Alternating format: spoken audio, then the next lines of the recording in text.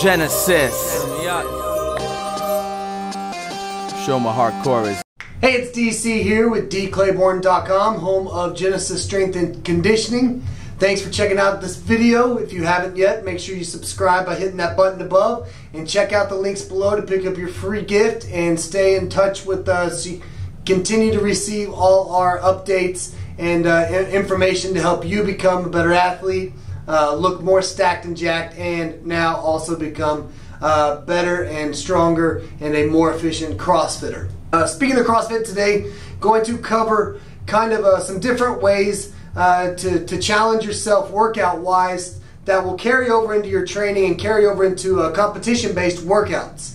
The best way to really put this is, have you ever done or seen the guy at your gym or at a local competition where as long as the weight is light, he destroys every workout that gets thrown at him. He crushes you, he crushes your soul. He's just flying through it. But once a little weight is added for multiple reps, even though he may have a decently high max at specific lifts, once that weight gets up there for higher reps, he really just seems to hit a wall.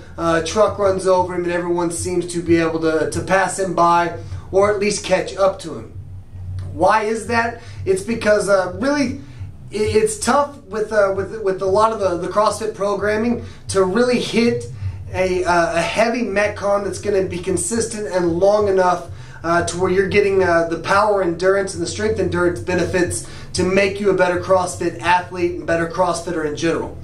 Yes, there's a lot of strength programs that we run that will make someone really strong, get them stronger in something like their 1 rep max. And then we run a lot of typical workouts and conditioning programs and metcons that will get them in a lot better shape at lighter weights. But those really don't cross over too much in terms of heavier weights for longer metcons in typical programming. So really the best way to attack that, and the best way to force yourself to get better at that and allow you to chug through and really crush those type of workouts when they pop up, is to follow this really simple type of rep scheme that we put together based off any workout that pops up either on the main side at at your box, at gym, or one that you put together that you really need to work on. By taking this ratio and applying it to your workout is really going to allow you to work more in that power endurance level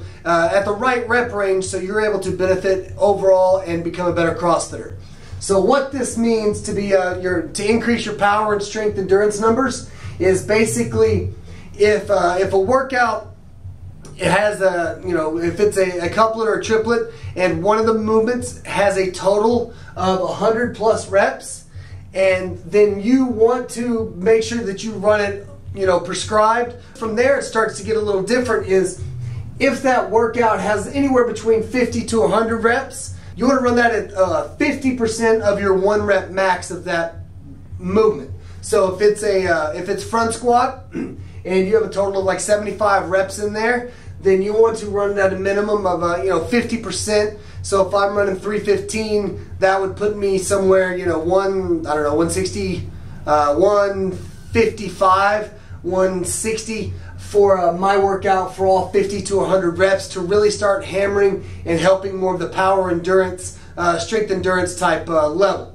And then finally, if it's a workout that I would say sub 50 reps, I put 45 up here just because I was thinking something more, like Fran. But if you really want to attack and really want to force yourself to get used to moving heavier weight for longer periods of time and building up that power and power endurance and strength endurance, then you want to run a movement that's sub 50 reps at 75% of your 1 rep max. So for example, last time I actually did a heavy thruster single, it was somewhere, I believe I was at 285.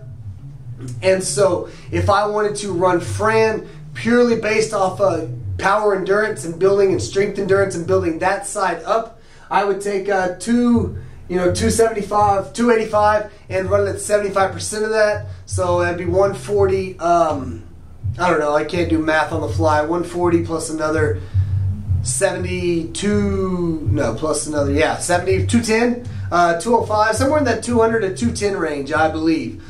You can double check my math, and if I'm wrong, don't hate me, but it would be, so I would be running Fran at a 200 pounds for thrusters, and that is going to just destroy me.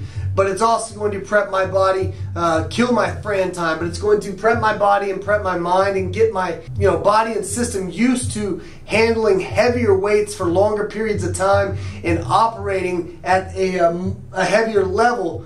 So start plugging this type of formula into your CrossFit training. If strength endurance and power endurance at a heavier weights is really what seems to be holding you back, give it a shot. If you have any comment below if you have any questions.